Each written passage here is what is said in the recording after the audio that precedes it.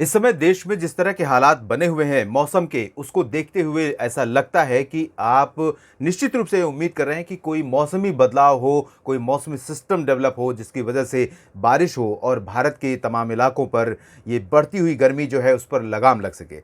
नमस्कार, बहुत बहुत स्वागत आपका मौसम तक चैनल पर। मैं हूं Devendra Tripathi. Pre monsoon season 2022 के पहले महीने का आखिरी दिन होगा 31 मार्च, और इस दिन देश भर में कैसा मौसम रहेगा आइए जानते हैं।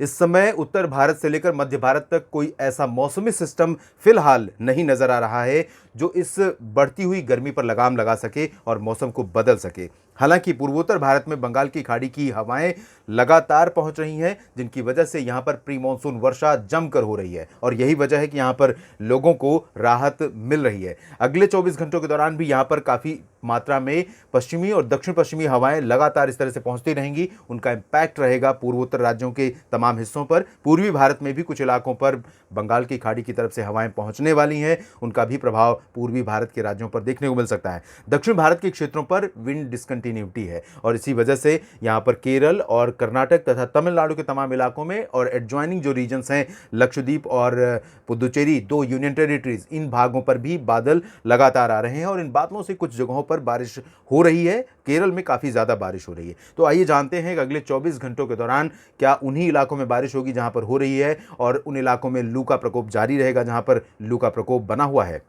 इस मैप को समझें तो आप सभी जानते हैं कि ये जिस तरह का प्रोजेक्शन है ये बारिश का अनुमान है, और पूरे मैप में अगर आप मैप को देखकर राहत महसूस करना चाहते हैं बारिश के रूप में, तो वो पूर्वोत्तर का क्षेत्र है और दक्षिण भारत का ये कोना जहां पर बारिश की संभावनाएं नजर आ रही हैं, जो कि पूरे भारत के अगर हम ज़मीनी भागों की बात करें तो महज 5 से 7% एरिया होगा। बाकी 93% से ज़्यादा रीजन पर इस समय आप देखिए ड्राई क्लियर वेदर, और यही कंडीशन है जो डराती है। पूर्वोत्तर भारत से शुरुआत करते हैं। इस समय पूर्वोत्तर भारत में जिस तरह की हवाएं पहुंच रही हैं उसके चलते आशंका है, अनुमान है कि यहां पर अरुणाचल, असम, मेघालय, नागालैंड, मणिपुर, मिजोरम, त्रिपुरा, इन सभी जगहों पर बारिश होगी। हालांकि जो उत्तरी इलाके हैं इन भागों में ज्यादा संभावनाएं नजर आ रही हैं, यानी मेघालय, असम और अरुणाचल तथा नागालैंड में कई जगहों पर मध्यम से भारी वर्षा हो सकती है।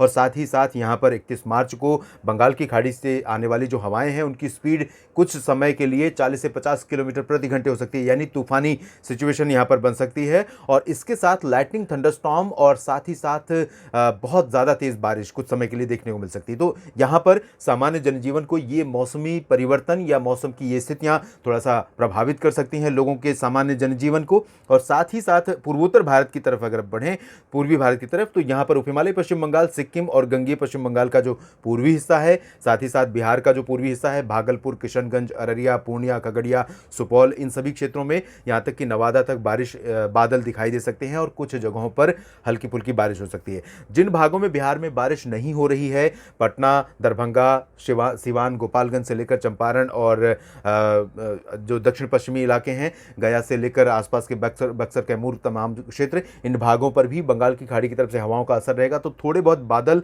यहाँ पर भी दिख सकते हैं, लेकिन बारिश की संभावनाएं इन भागों में नहीं रहेंगी। झारखंड में दुमका, देवघर में कुछ इलाके ऐसे हो सकते हैं जहां पर प्री मानसून की वर्षा धूल भरी आंधी और बादलों की गर्जना के साथ हो सकती है, लेकिन ज़्यादा प्रोबेबिलिटी झारखंड पर फिलहाल अभी नहीं है, और इसी वजह से झारखंड के लोगों को बड़ी राहत गर्मी से नहीं मिलेगी। हालांकि आपको बता दें कि झारखंड के पूर्वी इलाकों में जो बंगाल की खाड़ी की हवाएं आएंगी उनकी वजह से तापमान यहां पर नियंत्रण में ही रहेगा, इसके बावजूद सामान्य से 2-3 डिग्री ऊपर रिकॉर्ड किया जाएगा।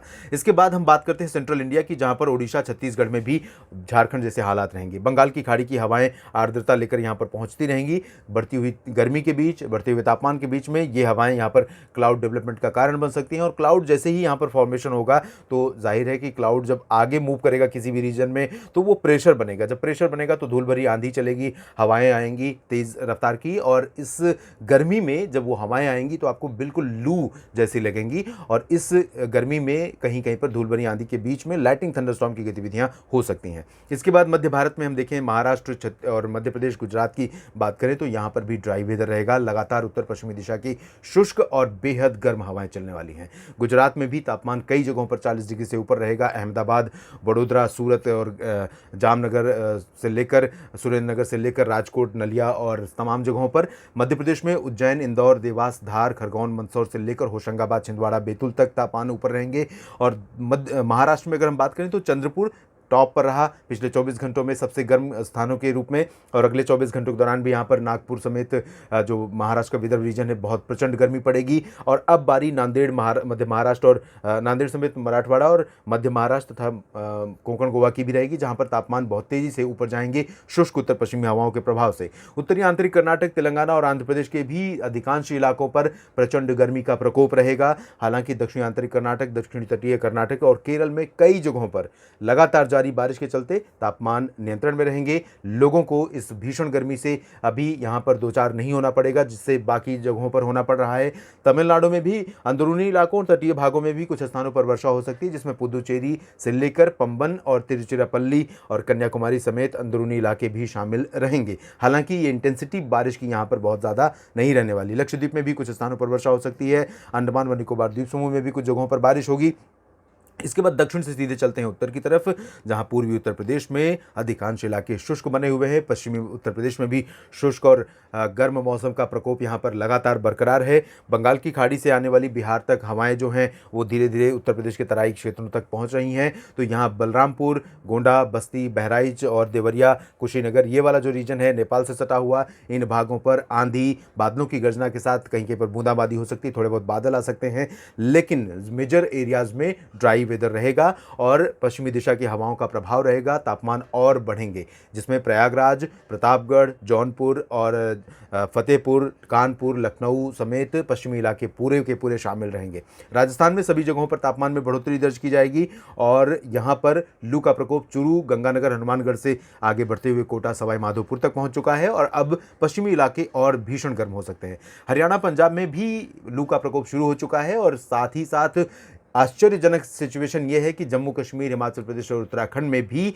इस समय हीट वेव कंडीशन बन गई है और आमतौर पर मार्च के आखिर तक, यहाँ तक कि कई बार अप्रैल के मिड तक WD का इम्पैक्ट रहता है। फ्रीक्वेंसी काफ़ी अच्छी रहती है, बारिश और बर्फबारी का सिलसिला बना रहता है, जिसकी वजह से लोगों को राहत ही नहीं मिलती, बल्कि यहाँ पर जो बर्फ़ गिरती है वो बाद में बहुत काम आती है और उसकी वजह से यहाँ पर मौसम भी काफ़ी अनुकूल बना रहता है। लेकिन अब सिचुएशन बहुत दिनों से बदली हुई है। यहाँ पर भी लू जैसे हालात बने हैं। गिलगित बाल्टिस्तान, मुजफ्फराबाद और लद्दाख में भी तापमान में कोई परिवर्तन नहीं होगा, बल्कि गिरेगा नहीं बल्कि बढ़ेगा, क्योंकि ड्राई वेदर लगातार यहाँ पर बना रहेगा। देश भर के मौसम पूर्वानुमान के इस बुलेटिन में इतना ही। धन्यवाद।